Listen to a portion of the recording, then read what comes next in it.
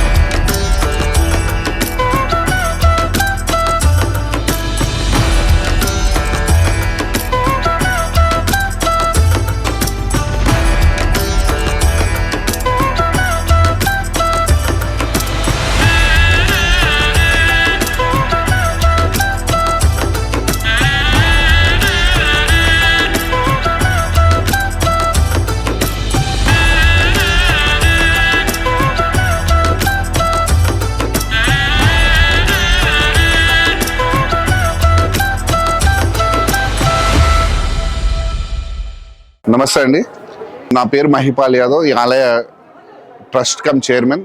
నేను మధులత గారు ఇద్దరు ఉన్నాం దీంట్లో. ఇక్కడ మొదటిగా ఈ ఆలయానికి మొదటిగా ఏదైతే ఉందో ఇదే ముఖ్యమైనది. ఎందు గురించి అంటే అందుకోసం, కానీ ఈ ఏరియాని ఎక్కడ డిస్టర్బ్ చేయలేదు. ఇక్కడ నుంచే మాకు అమ్మవారు స్వయంభూ ఇక్కడ రేణుకా ఎల్లమ్మ తల్లి ఉండడం జరిగింది. ఆ తర్వాతనే అక్కడ అమ్మవారిని ఇక్కడ చిన్నగా ఫస్ట్ స్టార్టింగ్లో ఉండే, దాని తర్వాత పుట్ట రూపంలో ఉండే. అందుకోసంగా దీన్ని ఏరియాని ఏం డిస్టర్బ్ చేయకుండా అట్లాగే అక్కడ అమ్మవారిని అదే రకంగా ఉంచిన తర్వాత మళ్ళీ 2021లో ఈ చిన్నమ్మ తల్లిని, రేణుకా ఎల్లమ్మ తల్లిని మేము ఇక్కడ చేయడం జరిగింది. సో ఆ తర్వాత మనము ఈ ఆలయం ఫస్ట్ విగ్రహ ప్రతిష్ఠ చేయడం జరిగింది. ఎప్పుడైతే జూలై 1కి ఫస్ట్ ఆ విగ్రహ ప్రతిష్ఠ చేసిన తర్వాతనే ఈ ఆలయం ఒకటి పైనుంచి కట్టడం జరిగింది. అప్పటి వరకు కూడా మాకు ఈ శివశక్తి ఆలయం కడతామని చెప్పి దాని విషయంలో తెలియదు. ఫస్ట్ అమ్మవారు చెప్పింది అయితే ఈ కార్యం చేయమని చెప్పి మాకు పెద్దమ్మ తల్లి చెప్పడం జరిగింది. సో ఆ తర్వాతనే ఈ ఆలయం ఒకటి కంప్లీట్ చేసి, దాని తర్వాతనే ఈ మళ్ళీ గోపురం అంతా కంప్లీట్ చేసి దాని తర్వాత ధ్వజస్తంభం ప్రతిష్ఠ చేయడం జరిగింది. ఆ క్షణంలోనే మా లోపల ఒక శ్రీచక్రం కూర్చోబెట్టడం జరిగింది అమ్మవారు లోపల. ఆ శ్రీచక్రం నుంచి మాకు అమ్మవారు ఎక్కడ చూసినా 45 అడుగులు ఉండాలని చెప్పి అంటే ఈ జాగా తీసిన తర్వాత మాకు ఈ ఆలయంకి చుట్టూ ప్లేస్ వచ్చింది కదా. అంటే మాకు అమ్మవారి ముందే ఆలోచన ఉన్నట్టుంది. అందుకోసం కానీ మాకు ఈ ప్లేస్ ఉన్నది కదా, ఇక్కడ శివలింగం పెడదాం అనుకున్నాం యాక్చువల్లీ మేము ఇక్కడ. కానీ తర్వాత మళ్ళీ మేము ఈ విగ్రహం చూడడానికి పోయినప్పుడు అక్కడ శివలింగం ఉండే, కానీ మేము మళ్ళీ పోయి చూసే దాన్ని వేరే వాళ్ళకి అమ్మేసిండు అతను. సరే అక్కడికి పోయిన తర్వాత మేము అనుకున్నది ఏంటంటే, సరే ఇంతకుముందు నుంచి కూడా మాకు అమ్మవారు అర్ధనారీశ్వర రూపం గురించి చెప్తూ ఉండేది. సరే అమ్మ చెప్తుంది కదా, ఒకసారి మనం అర్ధనారీశ్వర గురించి అమ్మని అడుగు చూద్దాము, ఇక్కడ పెడదామని చెప్పి తర్వాత మేము అమ్మని అడగడం జరిగింది. మీ కార్యమే అదే అని చెప్పడం జరిగింది. ఆ తర్వాతనే ఈ ఆలయం ఇది చేయడం జరిగింది. ఇక్కడ హేమలాంబ రేణుకా ఎల్లమ్మ తల్లి అని పేరున్నా కానీ ఆమెని ముద్దుగా మేము చిన్నమ్మ అని పిలుచుకుంటూ ఉంటాం. ఆ తర్వాత శక్తి స్థాపన చేసిన తర్వాత ఏదైతే మాకు నవదుర్గలని ఇక్కడ ఆహ్వానించినాం. ఆ తర్వాతనే ఇక్కడ శైలపుత్రి అని మొదటి అమ్మవారు, రెండవ బ్రహ్మచారిని, చంద్రగంటె, మూడో అమ్మవారు అంటే మనము నవరాత్రులలో చేసే ఏవైతే పూజలు ఉంటాయో ఆ ఒక్కొక్క రోజుకు ఒక్కొక్క అమ్మవారికి చేస్తుంటాం కాబట్టి కూష్మాండ అని 4వ రోజు, స్కందమాత అని 5వ రోజు, కాత్యాయని అని చెప్పి 6వ రోజు చేస్తుంటాం. 7వ రోజు వచ్చి కాలరాత్రి అంటే మనం కాళీ పూజలు చేస్తుంటాం కదా, అక్కడ మహాగౌరి అని చెప్పి ప్లస్ సిద్ధిదాతి లాస్ట్ రోజు. సో ఇక్కడ ఈ అమ్మవార్లు ఏదైతే ఉన్నారో ప్రతి ఒక్కరిలో మన జీవితంలో ఏదైతే వీళ్ళు మన జీవనం అనేది ఈ 9 అవతారాల్లోనే ఉంటుంది. వాళ్ళు ఏ రకంగా అయితే వాళ్ళ తత్వాలు ఉంటాయి అదే తత్వాలల్లో ఒక్కొక్కటి ఇప్పుడు లక్ష్మీదేవి ఒక తత్వం ఉంటుంది, సరస్వతీదేవి ఒక తత్వం ఉంటుంది, ప్లస్ కాళీమాత ఒక తత్వం ఉంటుంది. ప్రతి అమ్మవారికి ఒక్కొక్క తత్వం ఉంటుంది. దాంట్లో వాళ్ళు మనని కంట్రోల్ చేస్తుంటారు. మనం అందరం ఏమో నవగ్రహాలు అనుకుంటాం, యాక్చువల్లీ నవగ్రహాలు కదా. యాక్చువల్లీ ఇక్కడ కూడా ఏం చేశారంటే ఇంకా అది పెద్ద స్టోరీ ఉంది. అసలు ఈ నవశక్తుల నుంచే ఈ నవగ్రహాలు అనేది రావడం జరిగింది. ప్రతి ఆలయంలో మనం ధ్వజస్తంభం అనేది కట్టెతో పెడుతూ ఉంటారు, ప్రతి ఆలయంలో మీరు చూస్తూ ఉంటారు. కానీ ఇక్కడ మాత్రం శిలతో పెట్టమని చెప్పి మాకు అమ్మవారి ఆదేశం. శిలతో ఎందుకు పెట్టాలంటే అసలు అయినది ఏదైనా సరే దైవ స్వరూపాలు ఏదైనా ఇప్పుడు ధ్వజస్తంభం అంటే కూడా అది కూడా ఒక దేవుడి స్వరూపమే కాబట్టి దానికి కూడా రాయిలోనే పెట్టాలనేది మా అమ్మవారు ఇచ్చిన ఆదేశం. సో పూర్వకాలంలో వాళ్ళు ఎందుకు పెట్టలేకపోయినారంటే వాళ్ళు ఎక్విప్మెంట్ లేదు, పెట్టడానికి ఇబ్బందులు ఉండేటివి. కాబట్టి ఇప్పుడు మనకు వసలు మనం ఏదైతే పెట్టడానికి ఇప్పుడు ఉంది కాబట్టి అందుకోసం. కానీ ఈ ధ్వజస్తంభం 35 ఫీట్ల ధ్వజస్తంభం ఉంటుంది ఇది.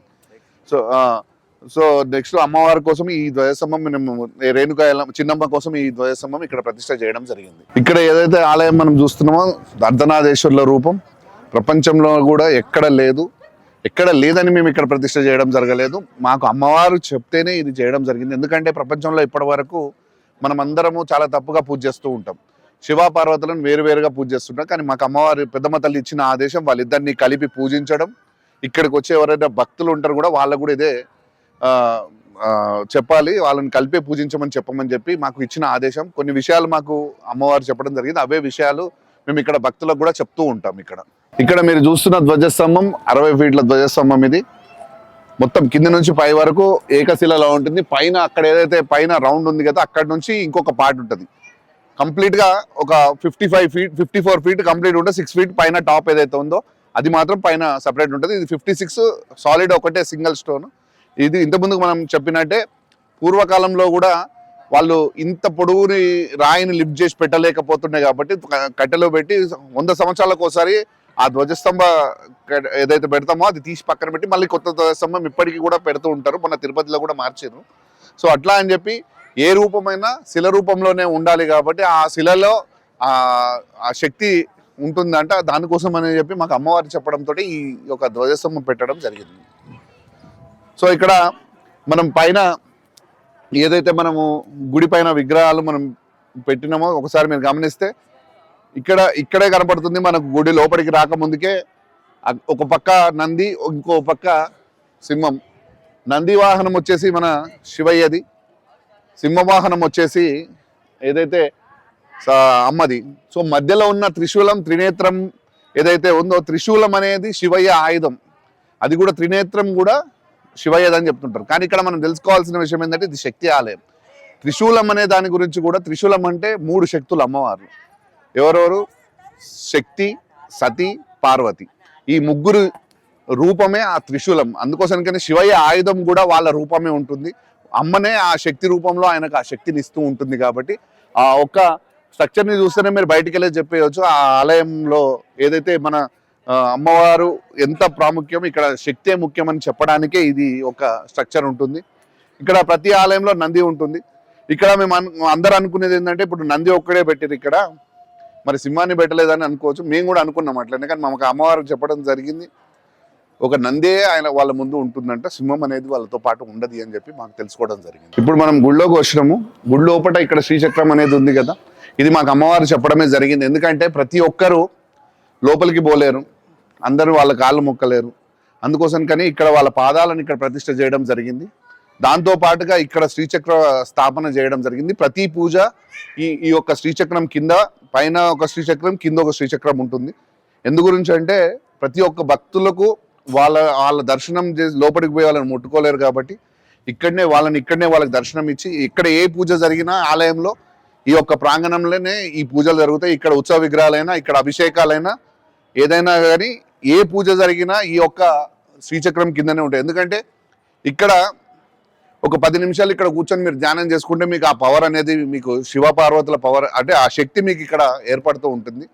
ఎవరైనా వచ్చినా మేము ఇక్కడ కూర్చొని పంతులు గారు అయినా సరే, ఎవరైనా సరే పంతులు గారు కూర్చోబెట్టి వాళ్ళకి ఆశీర్వచనం కూడా ఇక్కడనే ఇస్తుంటారు. మీరు ఒకసారి గమనిస్తే ఇక్కడ మీరు చూడండి, ఇది శివయ్య పాదం, ఇది అమ్మ పాదం.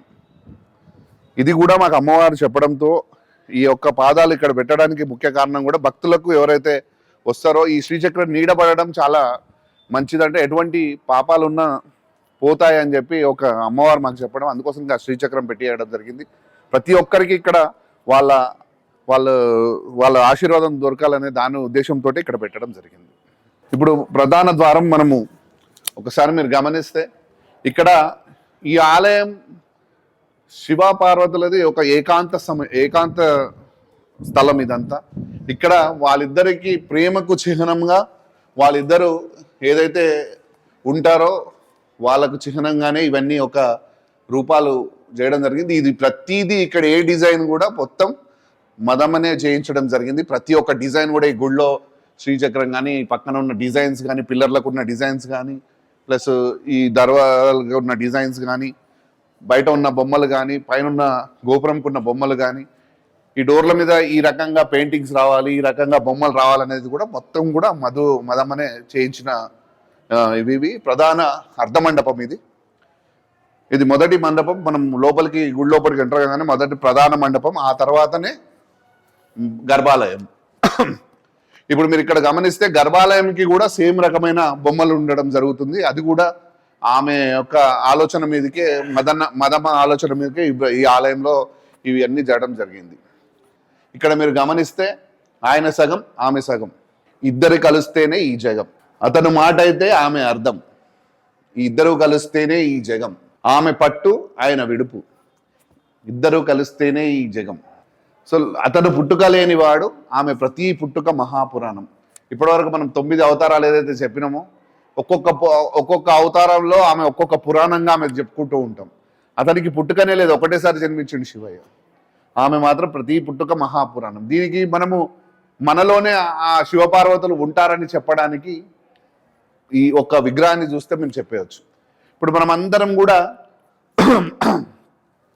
ఈ రూపాన్ని శివపార్వతుల అర్ధనాదేశ్వరాన్ని ప్లస్ శివశక్తి అని పూజ చేస్తూ ఉంటాం. కానీ మనం తెలుసుకోవాల్సిన విషయం ఏంటంటే ఒక సృష్టిలో మొదటిగా ఒక శక్తి పుట్టింది. ఆ శక్తి ఈ ఆదిపరాశక్తి అంటాడు. ఆ ఆదిపరాశక్తి రూపమే ఇది. ఆది అంటే శివయ్య, పరాశక్తి అంటే అమ్మ. ఈ సృష్టికే అమ్మా నాన్నలు వాళ్ళు. సో మనకు కూడా మన అమ్మా నాన్నల నుంచి ఏదో ఒక పోలికలు వస్తాయి. మరి ఈ సృష్టికే అమ్మా నాన్న అన్నప్పుడు వాళ్ళ నుంచి కూడా మనకు పోలికలు రావాలి కదా.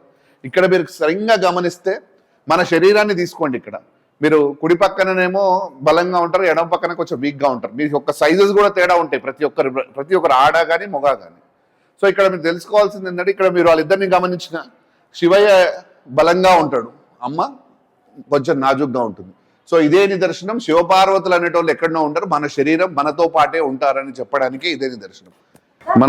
మన ఆలయంలో నవయోని యాగశాల, ఈ యొక్క నవయోని యాగశాల ఈ రకమైన హోమగుండం వచ్చేసి ఎక్కడ ఉండదు, ఒక కామాఖ్యలో, తర్వాత మన దగ్గరనే ఉంటుంది. ఈ యొక్క రూపం ఏదైతే ఉందో యోని యొక్క రూపం, ఇది అమ్మవారి స్వరూపం. అందులో ఏదైతే సమిధలు ఆ రకంగా మంట వస్తుందో అది శివయ్య స్వరూపం. ఈ సృష్టికే వాళ్ళు అమ్మా నాన్న. ఏది కూడా మనం చెప్తూ ఉంటాం కదా, ప్రతిదీ కూడా ఇందులో చాలా నిష్టతో పూజ చేస్తేనే ఇక్కడ పూజ చేస్తూ ఉంటారు. ఇక్కడ ఏ పూజలు జరిగినా ఋత్విక్కులు తప్పించి మనుషులతో ఇక్కడ అంటే మామూలుగా మనం పూజ చేయడానికి ఇక్కడ అర్హత లేదు.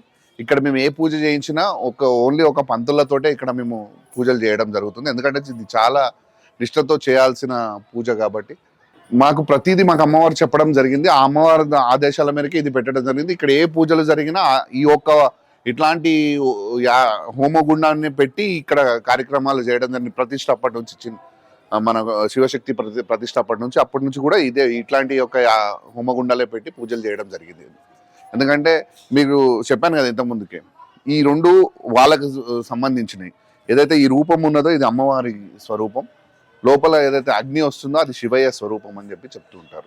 మీరు ఎక్కడ గమనిస్తున్నా మీరు 4 ద్వారాలు ప్లస్ మధ్యలో హోమగుండం ఉంటుంది. ప్రతి దగ్గర మీరు చూస్తూ ఉంటారు తడికలతో వేసిన. ఇది కూడా ఒక శ్రీచక్రం టైప్. ఇది కూడా మీరు శ్రీచక్రాన్ని గమనించిన, హోమగుండ ఒక ప్లేస్ని గమనించిన, ఒక శ్రీచక్రం ఆకారంలోనే ఇవంతా ఉంటుంది. దీంట్లో కూడా శ్రీచక్రానికి దీంట్లో కూడా ఒక స్థానం ఉంటుంది ఇక్కడ. ఫైనల్గా మా పెద్దమ్మ, ఎందుకంటే ఆమెని ఆ రూపంలో ఆమె పెట్టడం అన్నది కారణం ఏంటంటే ఆమె మాకు వాక్కు రూపంలో చెప్తూ ఉంటుంది. ఆమె రూపమే అది పెద్దమ్మ. అందుకోసం కానీ ఇక్కడ ఆమెని స్థాపించడం జరిగింది. ఇక్కడ వెనకాల ఈ చెట్టు చాలా పవర్ఫుల్. మీరు ఒక్కసారి ఈ చెట్టుని కరెక్ట్గా గమనిస్తే త్రిశూలం ఆకారంలో ఉంటుంది. చాలా విశిష్టమైన ఆ చెట్టు ఇది. ఎందుకంటే మీకు అన్ని చెట్లకి ఈ చెట్టు ఉండదు. అన్ని చెట్లు ఎండిపోయినప్పుడేమో ఇది పచ్చగా ఉంటుంది. ఇది పచ్చగా ఉన్నప్పుడు అన్ని చెట్లు ఎండిపోయి ఉంటాయి. మీరు ఒకసారి గమనించవచ్చు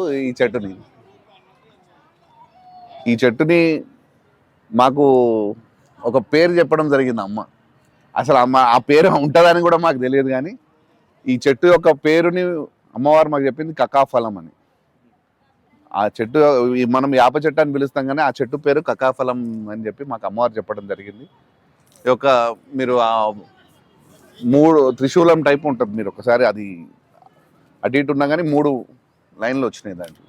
ఏదైనా మొక్కుకొని పిల్లలు కాకపోయినా ఇంక ఎటువైనా మొక్కలున్నా వాళ్ళకు ఇరుముడి కట్టుకున్న చాలా మందికి మంచి జరిగింది ఉంది. సో ఇప్పటి వరకు మీకు ఆలయం అంతా చూపించిన, ఇక్కడ కట్టడాల గురించి అందరికీ డౌట్లు ఉన్నాయి. అసలు ఈ రాయా లేకపోతే డిజైన్లు ఎక్కడికి వెళ్ళి వచ్చినాయి, ఏం సంగతి అని అందరూ డౌట్స్ ఉన్నాయి. డౌట్స్ రేజ్ చేస్తూ ఉంటారు ప్రతి ఒక్క కామెంట్స్లో. ఇట్లా ఇవన్నిటికీ మూల కారణం, ఇవన్నీ డిజైన్ చేయడానికి కారణం ఈ మనిషి ఇక్కడే ఉంది.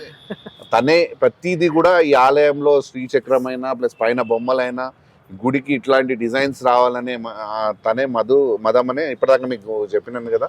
ప్రతిదీ కూడా ఈ ఆలయంలో ఏది చేయాలన్నా, ఏది ఎక్కడ డిజైన్స్ ఉండాలనే దానిలో కూడా తనే ముఖ్య కారణం. మేస్త్రీలకు ప్రతిదీ గైడ్ చేస్తూ ఈ ఆలయమైనా గోపురాలైనా ప్రతిదీ కూడా ఆమె గైడ్ చేయడమే. దాంతో ఇంకేమన్నా విషయాలు ఏమైనా ఉన్నా కానీ తను మిగతా ఎక్స్ప్లెయిన్ చేస్తుంది. ఇందాక తను ఈ అమ్మవారు మాకు చాలా ఇంపార్టెంట్. పెద్దమ్మ తల్లి ఆదేశం మేరకే మేము ఈ కార్యం చేయడం జరిగింది. ఏదైనా సరే వాక్కు రూపంలో అమ్మవారు మాకు చెప్పడం జరిగింది. మాకు తెలియకుండానే అమ్మవారు ఈ రూపంలో వచ్చి ఇక్కడ కూర్చున్నారు. మాకు ఆ తర్వాత అర్థమైంది అమ్మవారు మాకు ప్రతిదీ వాక్కు రూపంలో చెప్పడము. ఇక్కడ మీరు చూస్తే ఆమె నాలుక బయటకు ఉంటుంది, అంటే వాక్కు చెప్తున్నట్టుగా అమ్మవారు నిదర్శనం మాకు ఇక్కడ. అండ్ ఈ గుడికి తమిళనాడులో ఉన్న తిరుచెన్గుడి అర్ధనాదేశ్వర గుడికి సంబంధం ఉంది. అది నిదర్శనం ఎట్లా అంటే, ఈ చెట్టు చూస్తుంటుంటే అక్కడ ఒక నిరూపం ఉంటుంది. సేమ్ వాళ్ళు కూడా ఇట్లనే కాలు ఒకటి ఉంటాయి, శరీరాలు 2 భాగాలు ఉంటాయి. ఈ చెట్టు కూడా సేమ్ అట్లనే ఉంటుంది. మీరు బాగా గమనిస్తే మొత్తం అంతా ఎండ్ భాగం అనేది ఒకే అదిలో ఉంది, కానీ 2 శరీరం లెక్కల, అంటే శివపార్వతుల లెక్కల ఉంది మీరు బాగా గమనిస్తే ఈ చెట్టుని. అండ్ తర్వాత చిన్నమ్మ గురించి అయితే తను చెప్పిందే, ఆ అమ్మనే మాకు ఇక్కడ మూలము ఈ శక్తికి. ఈ అమ్మ వాక్కు రూపం అయితే ఆ అమ్మ మాకు సాక్షాత్తు శక్తి రూపంలో ఆ అమ్మ మా కోసం ఒక రూపంలో దిగొచ్చి మమ్మల్ని కార్యానికి ఇంత దూరం ముందుకి తీసుకొచ్చి ప్రతి మార్గం చూపించి మమ్మల్ని, అంటే కొన్ని కార్యాలు ఇచ్చి మమ్మల్ని అమ్మవారు అక్కడికి కొన్ని చోట్లకి పంపించడం జరిగింది. ఆ పంపించిన ప్రతి చోట మేము వెళ్ళింది ఏదో అక్కడికి వెళ్ళమంటే ఏమో ఉండొచ్చులే అన్నట్టుగా మామూలు మనుషుల లెక్కనే ఆలోచించి వెళ్ళినాం, కానీ అక్కడికి వెళ్ళిన తర్వాత తెలిసింది మాకు ఈ కార్యానికి ఒక్కొక్క మెట్టు అమ్మవారు వేస్తూ వెళ్ళింది అని చెప్పి ఆ తర్వాత అర్థమైంది మాకు. ప్రతి కార్యం వెనక ఏదో ఒక బలమైన శక్తి ఉంది అని అంటారు కదా. మా కార్యం వెనక పెద్దమ్మ తల్లి, ఆ చిన్నమ్మ తల్లి ఇద్దరు ఉన్నారు. ఈ కార్యం ఇంత అద్భుతంగా అమ్మ మాకు శక్తిని అందిస్తూ, కనిపించకుండా కూడా శక్తిని అందిస్తూ మమ్మల్ని ఇంత దూరం తీసుకొచ్చి అందరూ భక్తుల్ని, అంటే ఈ సృష్టికి మూలమైన తల్లిదండ్రులు వాళ్ళిద్దరూ సాక్షాత్తు ఒకే దగ్గర ఇదే మా రూపం, ఇదే మా తత్వం, మమ్మల్ని ఇట్లనే కొలవాలి అని వాళ్ళు కోరి ఇక్కడికి వచ్చి కూర్చున్నారని మా ఇద్దరికి అదే భావన. ఎందుకంటే ఎన్నో గుళ్ళు, ఎన్నో చోట్ల ఎన్నో చూసినాం, శివపార్వతులు పెద్ద పెద్ద గుళ్ళు చూసినాం, అన్నీ చేసినాం. మాకు కూడా బాగా ఎప్పుడు డౌట్ ఉండే, మేము మాత్రమే ఎందుకు, అమ్మవారు మమ్మల్ని మాత్రమే ఎందుకు ఎంచుకున్నారు, అసలు ఈ కార్యము నిజమా, ఈ కార్యం చేయడం కరెక్టా రాంగా అనే డౌట్ మాకు కూడా ఉండే. ఆ తర్వాత అమ్మవారు మమ్మల్ని మాకున్న డౌట్స్ క్లియర్ చేయడానికి కొన్ని ప్లేసెస్కి పంపించిండ్రు. ఆ తర్వాత అర్థమైంది మనందరం తప్పుగా పూజిస్తున్నాము అని. ఎందుకంటే ఇప్పుడు పెళ్లి చేసుకున్న భార్య భర్తలు ఒక్క 2 నిమిషాలు దూరంగా ఉంటేనే అట్లా వేరుండొద్దు అని అంటారు. ఈ సృష్టికే మూలమైన ఆది దంపతులు తల్లిదండ్రుల్ని మాత్రం మనం వేర్వేరు గర్భగుడులలో పెట్టి పూజిస్తూ ఉంటాము. ఆ తర్వాత మాకు అర్థమైంది అది అట్లా తప్పు, అది చేయకూడదని. మాకు ఇంకా ఎక్కువ అంటే ఆ శక్తి, ఆ ఆలోచన, ఇది ఖచ్చితంగా మేము చెయ్యాలి. ఇది ఏమీ ఊరికనే ఇట్లా మీ అందరూ అనుకుంటున్నట్టుగా అద్భుతంగా వచ్చి దేవుడు అక్కడ కూర్చోలేదు. దీని వెనుక చాలా కష్టం ఉంది. కష్టం అంటే మేమేదో ఫిజికల్గా కష్టపడలేదు, మెంటల్లీ చాలా ఎంతో స్ట్రాంగ్గా ఉంటే కానీ ఈ కార్యం చేయలేకపోయినాం మేము. ఎట్లా మేడం అసలు మీరు కార్యక్రమం చేయమని అమ్మ చెప్పిన తర్వాత మీకు ఎంత టైం ఇచ్చింది, ఎలాంటి కష్టపడ్డారు మీరు? ఫస్ట్ ఆఫ్ ఆల్ ఈ కార్యంకి ముందు మూలం మాకు అమ్మవారు చెప్పినప్పుడు 54 days టైం ఇచ్చిండ్రు. ఆ టైం కన్నా ముందు ఇంకొక కండిషన్ పెట్టిండ్రు మాకు. ఏంటంటే ఈ శరీరంతో వచ్చిన బంధాలు, బంధుత్వాలు అండ్ ఈ శరీరం పాటించే ఏ విధి విధానము, అంటే మనుషులు సృష్టించుకున్న ఏ విధి విధానాలతో ఈ కార్యానికి సంబంధం లేదు. ఈ కార్యంలో ఎవరి ఆలోచనలు, ఎవరి సలహాలు, సూచనలు ఏది పాటించకుండా అమ్మ ఏది చెప్తే అది మాత్రమే చేస్తూ వెళ్ళినప్పుడే ఆ దారి సులువైందని మాకు మెల్లమెల్లగా తర్వాత అర్థమైంది. సో అట్లా 54 days టైం ఇవ్వడం జరిగింది అమ్మవారు. టైం ఇచ్చిన తర్వాత మేము కార్యం గురించి అర్థం చేసుకోలేకపోయినాం. ఫస్ట్ ఆఫ్ ఆల్ అంటే ఎట్లా స్టార్ట్ చేయాలి, ఏం చేయాలి, ఏంది అనేది మాకు అర్థం కాలేదు. ఆ ప్రాసెస్లో అమ్మవారు మాకు 1 week ఇక్కడ వేస్ట్ అయిపోయింది మా టైం అంతా, మాకు ఇచ్చిన 54 days టైంలో. మీకు ఈ కార్యం అర్థం కావాలంటే ముందు తిరుచెన్గొడే అనే తమిళనాడులో ప్లేస్ ఉంది, అర్ధనాదేశ్వర్ల గుడి. అక్కడికి వెళ్ళండి. మీరు ఏం చేయాలి అనేది, మీ అడుగు ఎక్కడ మొదలవుతుంది అనేది అమ్మవారు మాకు అక్కడ చెప్పడం జరిగింది. అండ్ అక్కడికి వెళ్ళడానికి 2 కారణాలు ఉన్నాయి. ఫస్ట్ ఈ కార్యం మొదలయ్యేది, ఇంకొకటి విగ్రహం కోసం, 2 కలిపి వెళ్ళడం జరిగింది అక్కడికి. ఈ ప్రాసెస్లో మాకు లాంగ్వేజ్ ప్రాబ్లం ఉండడం వల్ల తన ఫ్రెండ్ రాజ్ కుమార్ అనే మనిషి, అంటే అమ్మ మాకు ముందు చెప్పినగా చాలా మందికి డౌట్స్ రేజ్ అవ్వచ్చు, ఎవరి సలహాలు సూచనలు తీసుకోవద్దన్నారు అని. ఈ కార్యానికి ఒక వ్యక్తి ఎప్పుడు రావాలో అప్పుడు వచ్చి తన కార్యం అయిపోయిన తర్వాత తనే ఆ కార్యం నుంచి వెళ్ళిపోతారు అని అమ్మవారు చెప్పడం జరిగింది. అది అక్షరాలే జరిగింది, మేము చూస్తూనే ఉన్నాము. ఆ 54 days టైంలో 1 week అయిపోయిన తర్వాత మేము తిరుచెన్గొడే వెళ్ళడం జరిగింది. ఆ తర్వాత సార్కి తిరుచెన్గొడే నుంచి అంతకు ముందు మేము నవంబర్లో హిమాలయాస్కి వెళ్ళినాం. అక్కడ నుంచి అక్కడ తనకి ఒక కనెక్టివిటీ ఉన్నట్టు తనకు అనిపించింది, తను చెప్తారు నెక్స్ట్. ఇప్పుడు ఏదైతే హిమాలయాస్లో మేము విన్నది, ఇక్కడ ఈ కార్యం అమ్మ మాకు 54 సమయం ఇచ్చింది. అక్కడికి మాకు ఇక్కడ అప్పటికే 2-3 రోజులు వెయిట్ చేసినాం. ఇక్కడ 9వ తారీఖు బయలుదేరడం జరిగింది, డిసెంబర్ 9వ తారీఖు. బయలుదేరిన తర్వాత చక్కగా ఫస్ట్ మాకు ఆ తిరుచెన్గొండ టెంపుల్ పోయిన తర్వాతనే అమ్మ మీకు అక్కడ కార్యం అర్థమవుతుంది, మీరు ఆడికి పోయిన తర్వాతనే మీరు ఈ కార్యం మొదలు పెట్టాలని చెప్పి చెప్పింది. సో అక్కడికి పోయినాం, పొద్దున్నే రాత్రి బయలుదేరినాం. ఇక్కడ మాకు అక్కడ లాంగ్వేజ్ ప్రాబ్లం అవుతుందని చెప్పి నా ఫ్రెండ్ ఒక ఆయన ఉన్నాడు, రాజ్ కుమార్ అని చెప్పి, అతనికి తమిళ్ వస్తుంది. అక్కడ వాళ్ళ చెల్లె వాళ్ళు కూడా అక్కడే ఉంటారు, కోయంబత్తూరులో. సో మేము రాత్రి బయలుదేరితే మధ్యాహ్నం కల్లా అక్కడ రీచ్ అయినాం.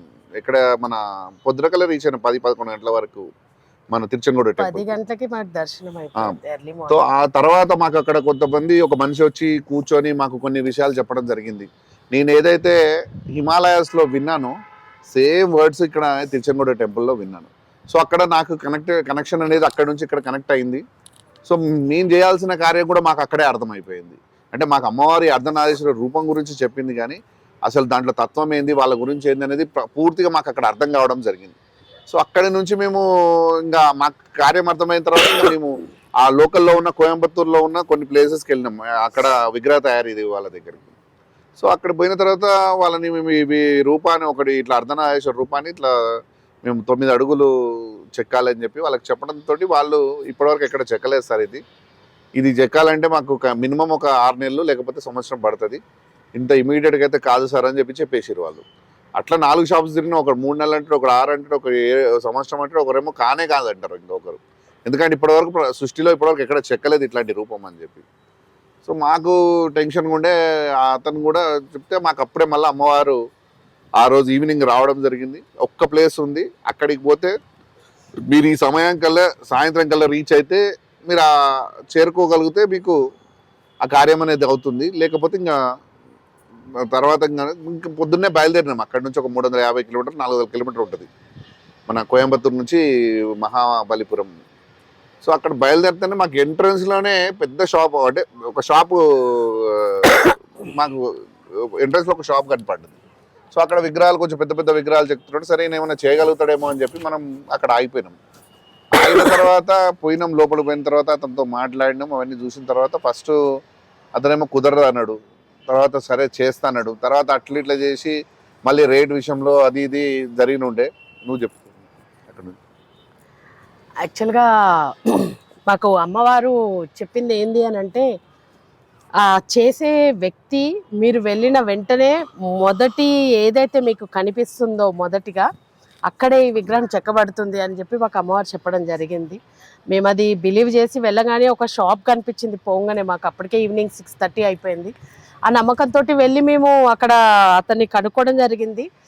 ఫస్ట్ అతను సరే చేసేద్దాము అది ఇది అన్నాడు. ఆ తర్వాత మేము అతనికి మా కార్యం ఏంటి ఇట్లా అర్ధనాదేశ్వరుల విగ్రహం చెక్కాలి అని చెప్పి మేము చెప్పడం జరిగింది.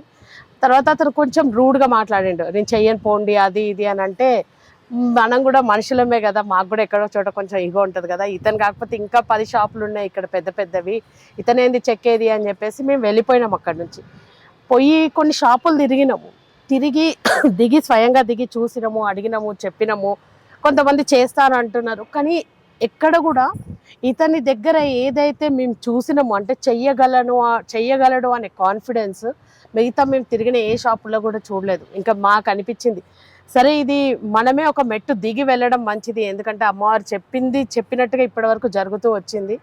ఇప్పుడు కూడా ఒక మెట్టు దిగి మనం వెళ్ళి మళ్ళీ తప్పు జరగద్దు, ఈ కార్యంలో టైం తక్కువ ఉంది, అన్నీ చూసుకొని పోవాలి అని చెప్పేసి మేము మళ్ళీ అతనికి ఫోన్ చేస్తే, అతను వాళ్ళ తాతల ముత్తాతల కాలం నుంచి వాళ్ళకి ఒక వర్క్ షాప్ ఉందన్నమాట. అక్కడ వాళ్ళ అమ్మవారిని పెట్టి పూజిస్తూ ఉంటారు. అతను అమ్మవారి భక్తుడు, అతని పేరు శంకర్, చెక్కిన అతని పేరు. అక్కడికి రండి అని అంటే మేము అక్కడికి వెళ్ళడం జరిగింది. వెళ్ళిన తర్వాత అతను మా మాటలు విన్నాడు. ఇట్లా అమ్మవారి ఆదేశం అన్నా మాకు, మీరు ఇక్కడ ఉన్నారని కూడా అమ్మవారే చెప్పిండ్రు మాకు, అది నమ్మే వచ్చినాం, మీరు చెయ్యాలన్నా ఖచ్చితంగా అంటే అతను ఒక చాక్ తీసుకొని నేలపైననే ఒక రూపాన్ని గీసిండు. ఇంకా మా ఇద్దరికి అక్కడ 100% నమ్మకం వచ్చేసింది, ఇతనే అది చేసే అతను, అమ్మ చెప్పిన మనిషి ఇతనే అని మాకు నమ్మకం వచ్చేసింది. మాకు నమ్మకం వచ్చిన తర్వాత అతను దైవ పరీక్ష అనుకుంటుంది అమ్మ, అంటే ఇంకా మాలో అహం ఉందా, మనిషి లెక్కనే ఆలోచిస్తున్నామా అని పరీక్ష పెట్టినట్టుంది. అతను మమ్మల్ని నీ చెయ్యని పోండి, నాకు అవసరం లేదు, నాకు అసలు రాదు, కుదరదు అది ఇదని అంటే మనిషిని గసిరినట్టుగా అతను ఒక రకంగా బిహేవ్ చేసిండు. మేమిద్దరం అప్పుడు ఒకటే మాట చెప్పినాం, అన్న మేము అమ్మవారిని నమ్మి ఇంత దూరం వచ్చినాము, ఇక్కడ దాకా వచ్చినామంటే అమ్మ చెప్పడం వల్లనే వచ్చినాం, లేకపోతే మేము ఇక్కడ దాకా వచ్చేటోళ్ళం కాదు, నువ్వు రేపు పొద్దున వరకు ఆలోచించుకో అని చెప్పేసి ఒక హ్యూజ్ అమౌంట్ని అతనికి అమ్మవారి దగ్గర పెట్టేసేసి వచ్చేయడం జరిగింది. మా ఆలయంలో ఒక అమ్మవారు మాకు ముందే, అంటే ఆలయంకి తెలియక ముందుకి ఒక శ్రీచక్రం చెప్పినాను కదా మీకు, అక్కడ నుంచే మాకు 45 అడుగులు పెట్టమని చెప్పిందని చెప్పి, అక్కడ శ్రీచక్రం నుంచి ఏ కార్యక్రమానికి మేము పోయినా కానీ ఖచ్చితంగా అక్కడ నుంచి పసుపు కుంకుమ తీసుకొని వెళ్తాం. అక్కడ నుంచి తీసుకెళ్లి అమ్మవారు మాకు ఇచ్చేటప్పుడు ఏం చెప్పిందంటే, ఆయనకి ఇచ్చే అడ్వాన్స్ తో పాటు పసుపు కుంకుమ కూడా ఆయన దగ్గర పెట్టేస్తాం. ఆయనకి ఏదైనా ఆపద వచ్చినప్పుడు ఈ కార్యంలో ఇది వాడవచ్చు, పనికొస్తుంది, ఇది ఇచ్చేసి రమ్మని చెప్పిండ్రు. అతనికి డబ్బులు అది 2 ఇచ్చేసి వచ్చినాం అనమాట. మేము ఆయన ఆలోచించుకొని చెప్తా అని నెక్స్ట్ డే మార్నింగ్ మాకు కాల్ చేయడం జరిగింది. మేము ఇమ్మీడియట్లీ సరే చేస్తాను రండి అంటే పోయినాం. మేము పోయి అన్నీ ఎంత రాయి ఏంటిది అని రాసుకున్న తర్వాత అంతా అయిపోయి సైన్ పెట్టేసేసి మేము ఇంకా వెళ్ళొస్తాము అనే టైంకి మళ్ళీ రివర్స్ అయ్యండు మనిషి, నేను అసలు చేయనిది అని చెప్పేసి మళ్ళీ అంటే అతను ఒక రకంగా అనిపించింది మాకు, అది చెయ్యను అది ఇదని కొంచెం రూడ్గా మాట్లాడిండు. మేము ఆయనకు ఒకటే మాట చెప్పినాము, అన్న నీకు ఒకటే మాట చెప్తున్నాం, మాకు నమ్మకం ఉంది, మాకు అమ్మ ఇంత బలంగా చెప్పింది అంటే ఖచ్చితంగా జరుగుతుంది, మేము ఆ అమ్మని నమ్ముతున్నాము, ఆ అమ్మ నీకు ఆ శక్తి ఇస్తుంది అని చెప్పేసి మేము ఇంకా అక్కడ నుంచి వచ్చేయడం జరిగింది. ఏదైతే అడ్వాన్స్ ఇచ్చి వచ్చేసిన తర్వాత మాకు అప్పటికే ఆయనకు అవన్నీ చేసే వరకు ఒక మేము మొదలుపెట్టి అమ్మ మాకు ఇచ్చిన టైం నుంచి అప్పటికి ఒక 10 రోజులు 1 వీక్ వెళ్ళిపోయేది, 1 to 7-8 రోజులు అప్పటికే అయిపోయింది. సో ఆయన మళ్ళీ రాయి తెచ్చుకొని ఇదంతా చేసుకునే వరకు మళ్ళీ ఆయనకు ఒక 10 రోజులు అట్లా పోయింది, ఒక 20 రోజులు కంప్లీట్గా వెళ్ళిపోయింది. ఆయనకి మాకు ఇచ్చిన 54 రోజులలో 20 రోజులు అక్కడనే పోయింది. సో అక్కడ ఆయన మళ్ళా ఇక అంతా ఆయన తెచ్చుకున్నాడు, రాయి పెట్టుకున్నాడు, అంతా స్కెచ్ గిట్లు వేసుకున్నాడు, కొట్టనిస్తలేదు అక్కడ, అంటే ఆ శక్తి రావట్లేదు వాళ్ళకు. మీరు సరే మళ్ళీ మాకు ఫోన్ చేయడం జరిగింది, ఏంది పరిస్థితి ఇట్లా మాకు ఇబ్బంది అవుతుందమ్మా అంటే అమ్మకు ఫోన్ చేసినప్పుడు ఏం చేసిందంటే వీడియో కాల్ చేసింది. మాకు అమ్మ చెప్పినది ఒకటే, ఆ పసుపు కుంకుమ దానికోసమే ఇవ్వడం జరిగింది. మీరు ఆ పసుపు కుంకుమ వేసుకుంటూ పోండి కిందికి వెళ్ళిపోయేదాకా, ఎక్కడైతే మీకు ఆ శక్తి అనిపించినప్పుడు ఆటోమేటిక్గా వైబ్రేషన్స్ మీకు అనిపిస్తాయి అని చెప్పింది. సో ఎక్కడైతే ఆయన మొదటగా మీకు లోపల ఇప్పుడు విగ్రహాలు కింద చూసి పాదం ఉంటుంది అమ్మవారిది, ఆ పాదం దగ్గర ఇట్లా ఏర్లు ఉంటాయి, అక్కడికి వెళ్ళి ఆయన మొదలుపెట్టి అక్కడ పసుపు వేయంగానే అక్కడ ఒక వైబ్రేషన్ అనేది రాడు. ఆయనకు అర్థమైపోయింది ఇక్కడ నుంచి చెక్కాలి పై వరకు అని చెప్పి. సో అక్కడ నుంచి ఆయన మొదలుపెట్టి ఆయన చెక్కడం స్టార్ట్ చేసిన తర్వాత 9 రోజులలో మాకు విగ్రహం ఇచ్చేసాడు. అసలు మేమే షాక్, అసలు అన్ని రోజులు అవుతుందా కాదా అని. ఒక్కొక్కరు ఎంతో మరి ఆ చెక్కడం కూడా అసలు ఎక్కడ కూడా ఇంత కూడా తేడా లేదు దాంట్లో. సో మాకు 9 రోజుల విగ్రహం ఇవ్వడం జరిగింది. విగ్రహం తీసుకొచ్చి ఇక్కడ పెట్టాం. మాకు ఇచ్చిన 54 రోజులలో మాకు ఇంకో 10 రోజులు మిగిలిపోయింది అమ్మవారు ఇచ్చింది. సో ఇక్కడ మేము అనుకోని చేసింది ఏమీ లేదు. ఇక్కడ కొంతమంది కొన్నిటి కోసమే పుడతారని చెప్పి అంటూ ఉంటారు కాబట్టి అక్కడ విగ్రహం తయారు చేయడానికి ఆ మనిషి అక్కడ పుట్టిండు, ఇక్కడ మేము ఈ కార్యం చేయడానికి మేము ఇక్కడ ఉన్నాం. సో మా జన్మకు కారణం ఇదే అని మేము అనుకుంటూ ఉంటాం. ఈ యొక్క ఆలయం మాకు అమ్మవారు చెప్పినట్టు చేసుకుంటూనే పోతున్నాం. ఇక్కడ పండితులు ఇంకొక పురోహితులో వచ్చి చెప్పినవి మాత్రం మేము ఎవరి అంటే వినము. ఎందుకంటే మాకు అమ్మ చెప్పినదే కళ్ళారా చూస్తూ వచ్చినాం మేము ప్రతి విషయంలో. ఎందుకంటే ఈ మూఢనమ్మకాలు, ఈ జాతకాలు, నవగ్రహాలు కూడా మేము ఎందుకు నమ్మమంటే మాకు అమ్మ మొదటగానే ఒకటి చూపించింది లైఫ్ లో. ఎందుకు ఈ కార్యం చేయాలంటే మొత్తం ఈ 54 రోజుల సమయం మాకు ఇచ్చినప్పుడే చెప్పింది అమ్మ. ఈ 54 రోజుల సమయంతో పాటు నీ కుటుంబాన్ని, పిల్లలని, ప్లస్ నీకున్న బంధాలని, బంధుత్వాలని, ప్లస్ డబ్బులు, ఇంకా ఏది అనేది మొత్తం వదిలిపెట్టిన తర్వాత నీ కార్యంలోకి రమ్మని చెప్పింది. సో అక్కడ మాకు చెప్పినప్పుడు ఈ చిన్నమ్మ ప్రతిష్టప్పుడు ఒక చిన్న మాకు అది జరిగింది, అంటే ఇన్సిడెంట్ చూపించింది. మనము ఈ దేని మన చావులు, బతుకులు, ఈ సృష్టిలు ఇవన్నీ పడుతూ ఉంటాం కదా. ఫస్ట్ నీ లైఫ్ లోకి వెళ్ళి ఇవన్నీ పక్కన పెట్టు, నీ కుటుంబము, బాధ్యతలు, గీధ్యతలు అన్ని పక్కన పెట్టి ఆ ఎగ్జాంపుల్ కూడా మీకు ఎట్లా చూపించిందంటే ఇదన్నీ కూడా ఏమీ జరగదు అని చెప్పడానికి చిన్నమ్మ ప్రతిష్ట అప్పుడు మాకు ఏం జరిగిందంటే మీ ఇంట్లో ఒక శవం ఉంటుంది ఆ రోజు అని చెప్పింది. పక్కగా శవం ఉంటుంది, మీరు ఈ కార్యాన్ని మాత్రం ఆపొద్దని చెప్పింది. అట్లనే మాకు సంబంధించిన మా బాబాయ్ ఒక ఆయన చనిపోయి ఉన్నాడు. నేను అదే రోజు ఆయన ఇంట్లో శవం ఉంది, 3:30కి ఇక్కడ విగ్రహ ప్రతిష్ఠ చేయడం జరిగింది. సో అందుకోసం కానీ ఈ రోజు వరకు కూడా మన కార్యం అనేది ఎక్కడ ఆగకుండా నడుస్తూనే ఉంది, ఎక్కడ కూడా ఆగలేదు. సో అనేది మేము చెప్పేది ఏంటంటే ఏది కూడా దీంట్లో మనము దీనికి మంచి చెడులు అనేది చూసుకుంటూ కూర్చోవద్దు. మనం ఏది కార్యం చేయాలో అది కార్యం చేసుకుంటూ వెళ్ళిపోవాలా. మంచి చెడు అనేటువంటి దేవుడు పైన చూస్తూ ఉంటాడు, అంతకు మించి ఇంకా వేరేది ఏమీ లేదు. ఎట్లా సరే అంటే ఇంత టెంపుల్ స్ట్రక్చర్, కలరు ఎంత చాలా ఖర్చు ఉంటుంది కదా, మరి చందాలు కానీ అవి కానీ ఎట్లా? సో ఈ ఆలయం అమ్మ కొంచెం పట్టదు. ఈ ఆలయం ఖర్చు ఎంత అయిందని ప్రతి ఒక్కరు మమ్మల్ని అడగటం జరుగుతుంది, కానీ మేము ఇప్పటి వరకు ఒక లెక్క చూడము. అది మాది కాదు. ఇప్పుడు జీవితంలో మనం పర్మనెంట్ కాదు, అవి పర్మనెంట్. వాళ్ళే మనకి ఇచ్చారు. ఎప్పుడో మాకు మా తాతల ముత్తాతల కింద ఈ కార్యం చేయమని ఎప్పుడో ఇచ్చి ఉంటారు, కానీ ఇన్ని రోజులు మేము వాడుకున్నాం. ఇప్పుడు సమయం వచ్చింది, నాకు అర్థమైంది నేను దేనికి పుట్టినాననేది, ఆ కార్యం చేస్తున్నాం. ఆ తర్వాత దేవుడు ఇచ్చారు. అందరూ అనుకుంటూ ఉన్నారు అంటే ఏదో గొప్ప పేరు కోసమో లేకపోతే ఎక్కడ లేదని తీసుకొచ్చి పెట్టి అందరిలో ఫేమస్ అయిపోవాలనో అట్లాంటివి చాలా మంది మాట్లాడుతున్నారు. కామెంట్స్లలో చూస్తున్నాము, కొంతమంది అన్ని విషయాలు మాకు తెలుస్తూ ఉంటాయి, కానీ మేము ఎవ్వరు ఏమన్నా కూడా ఇక్కడ ఏం పట్టించుకోము. ఎందుకంటే మాకు అమ్మ చెప్పింది ఒకటే, ఇది మహాసృష్టి కార్యము.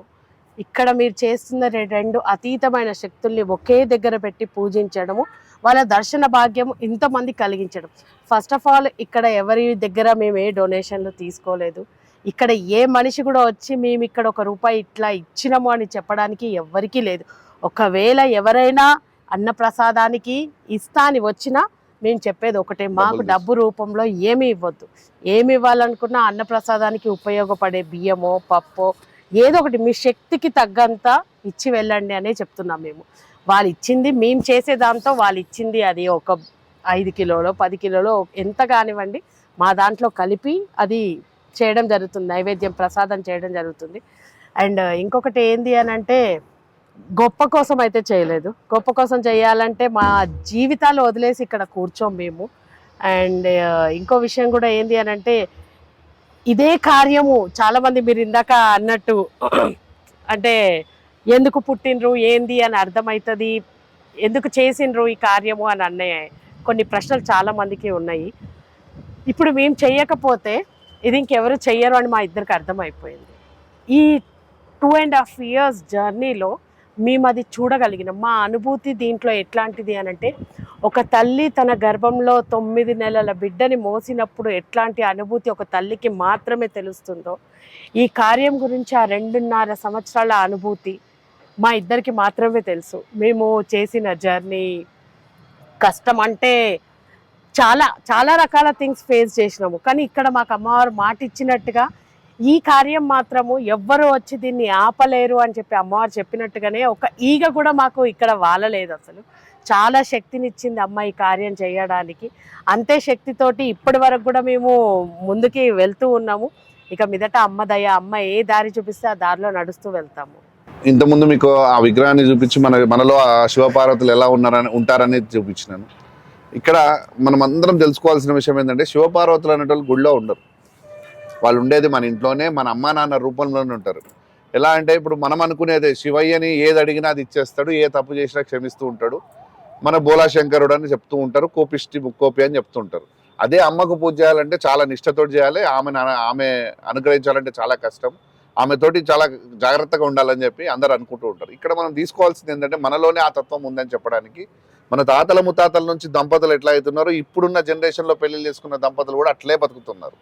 ఎట్లా అంటే ఇప్పుడు మనం ఏదైనా తప్పు చేస్తాం, మన అమ్మ నాన్నను తీసుకోండి. ఇక్కడ మనం ఏదైనా తప్పు చేస్తే మన నాన్న ఏం చేస్తాడు? కోప్పడతాడు, మళ్ళీ ఇంకోసారి అంటే సరేలే పోనీ అని వదిలేసి వెళ్ళిపోతాడు. కానీ అమ్మ మాత్రం అక్కడ మళ్ళీ ఇంకొకసారి తప్పు చేయకుండా కరెక్ట్ మార్గంలో కరెక్ట్గా చెప్పి ఇది కరెక్ట్ ఇది తప్పు అని చెప్పి సక్ర మార్గంలో తొలకపోయేదే అమ్మ. సో ఇక్కడ మనం తెలుసుకోవాల్సింది ఏంటంటే, శివయ్య స్థానంలో మన నాన్న ఉంటాడు, అమ్మ స్థానంలో అమ్మవారు ఉంటుంది. సో ఇక్కడ మనం తెలుసుకోవాల్సింది ఏంటంటే, వాళ్ళు ఇప్పుడు ఇంకొక ఉదాహరణ కూడా చెప్తాను మీకు. అతను మాట అయితే ఆమె అర్థం, అంటే శివయ్య ఏది అడగగానే అది ఇచ్చేస్తాడని అంటుంటారు, కానీ అమ్మ దగ్గర ప్రసన్నం కావాలంటే చాలా కష్టం అంటుంటారు. సో ఇక్కడ మన అమ్మ నాన్నలు కూడా, మన నాన్న మనం ఏదైనా అడిగినాం అనుకోండి, పోయి సరే చేస్తా అంటాడు, కానీ ఆయన పోతూ మళ్ళీ ఏం చేస్తాడు, మళ్ళీ అమ్మకి చెప్పిపోతాడు, అంతే కదా. సో ఇక్కడ మనం తెలుసుకోవాల్సిన విషయం ఏంటంటే, అమ్మ మనకు మళ్ళీ అక్కడ కూడా అమ్మ మనకు అవసరం ఉంటే ఇస్తుంది, అవసరం లేకపోతే అది ఇయ్యదు. మనకి ఎట్లాంటిది ఏది కావాలనేది ఒక అమ్మ దగ్గరనే తెలుసు. అంటే ఇక్కడ శక్తి లేకుండా శివుడే లేడు, శక్తి లేకపోతే శివుడు శవంతో సమానం అని చెప్తుంటారు. శక్తి లేకపోతే ఈ సృష్టి కూడా లేదు. ఎందుకంటే శక్తి లేకపోతే ఈ జన్మలే లేదు, ఇంకొక జన్మ మనిషికి. సో ఆ జన్మనిచ్చే తల్లినే నువ్వు ఇట్లుండు, నువ్వు ఇంటికే పరిమితము ఇవ్వి అని చెప్పి చెప్తూ ఉంటారు. ఆమె ఏదో డేట్ అయితే గుడికి రావద్దని, ఏదో పనికిరాని అని రిస్ట్రిక్షన్స్. ఆడపిల్ల పుట్టినప్పటి నుంచి ఆమె బొట్టు పెట్టుకుంటుంది, గాజులు వేసుకుంటుంది, పూలు పెట్టుకుంటుంది, అన్నీ పెట్టుకుంటుంది. కానీ భర్త చనిపోగానే ఈ మొత్తం తీసేయాలంటారు. అది ఎంత తప్పు. భర్తతో వచ్చినాయి భర్తతో పాటు తీసేసాయి, ఏమొస్తుంది? ఒక నొడితో బొట్టు తప్పించి ఇంకా వేరేది ఏమి రాదు. ఆ బొట్టు ఒకటి తీసి పక్కన పెట్టు, మిగతా అంతా ఆమె వాళ్ళ లైఫ్ ఆమె బతకొచ్చు కదా. కానీ పనికిరాని అన్ని రూల్స్ తీసుకొచ్చి ఆడపిల్లని ఒక తప్పుడు దాంట్లో చూస్తాం, ఇవన్నీ ఆపాలి చాలా మటుకు ఇప్పటికైనా. ఎందుకంటే ఎక్కడైతే ఆడపిల్లని పూజించారో అక్కడ వినాశనమే. ఏ ఇంట్లో అయినా మీరు గమనించండి, ఒక ఆడపిల్ల ఇంట్లో ఏడుస్తూ బాధపడుతుందంటే ఆ ఇల్లు నాశనమయ్యే ఉంటుంది. ఈ ఆలయంలో ఆడపిల్లలకు ఎటువంటి రిస్ట్రిక్షన్స్ లేవు. నెలసరి ఉన్నా, డేట్ ఉన్నా ఆడపిల్ల మంచిగా రావచ్చు, మంచి అమ్మవారిని ప్రశాంతంగా మొక్కుకొని పోవచ్చు. ఎటువంటి ఆడపిల్లలైనా ఇక్కడికి రావచ్చు. ఇక్కడికి వచ్చిన వాళ్ళు మీ ఆత్మశుద్ధితోటి రండి. చాలా మందికి డౌట్ రావచ్చు, శివయ్య ఉంటే ఎట్లా వస్తారు, అమ్మవారికి నడుస్తుందేమో అని చెప్పి. ఆ శివయ్యే అమ్మలో సగభాగం, అమ్మనే ఆయనలో సగభాగం. అమ్మ తప్పంటే ఆయన కూడా తప్పే, ఆయన ఒప్పు అంటే అమ్మ కూడా ఒప్పే. అసలు అది లేకపోతే సృష్టి లేదు. అదే కదా, అందుకే మన గుడిలో లేకపోతే సృష్టి లేదు. మన గుడిలో అట్లా దేనికి రిస్ట్రిక్షన్స్ లేవు. మొన్న రీసెంట్ గా మా గుడికి ఒక అమ్మాయి రావడం జరిగింది. తను ఒక 35 years ఓల్డ్ ఉంటుంది. పాపం తన భర్త చనిపోయిందంట. అందరూ ఇక్కడ మన గుడిలో శుక్రవారము సామూహిక సహస్ర కుంకుమ అర్చనలు చేపిస్తూ ఉంటాం అనమాట మేము. ఆ అమ్మాయికి పాపం చేసుకోవాలని ఉంది. తను మమ్మల్ని ఒకటే మాట అడిగింది, అమ్మ నేను చేసుకోవచ్చా, నాకు భర్త లేడు చనిపోయింది అంటే. మేము ఒకటే మాట చెప్పినాం, స్వయంగా అమ్మవారే వచ్చి కూర్చొని చేసుకుంటున్నట్టు. ఇంతమంది ముత్తైదులు చేసినా దానికన్నా మీరు ఒక్కరు చేస్తే చాలు. ఎందుకు అని అంటే, అసలు ఎక్కడ ఇవన్నీ మనం రాసుకున్నవి, మనం సృష్టించుకున్నవి. ఏ తల్లికైనా ఒక బిడ్డ మంచి, ఒక బిడ్డ చెడు ఉంటుందా? ఆ తల్లికి మనందరం బిడ్డలము. భర్త చనిపోతే తల్లికి బిడ్డ చేదవుతుందా? తల్లికి చేసే అర్హత కోల్పోతుందా?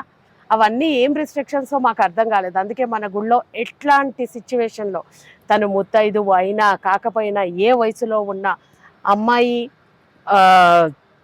పీరియడ్స్ ఉన్నా ఏమున్నా ఇక్కడ ఎవరికి ఎట్లాంటి రిస్ట్రిక్షన్స్ లేవు, రావచ్చు.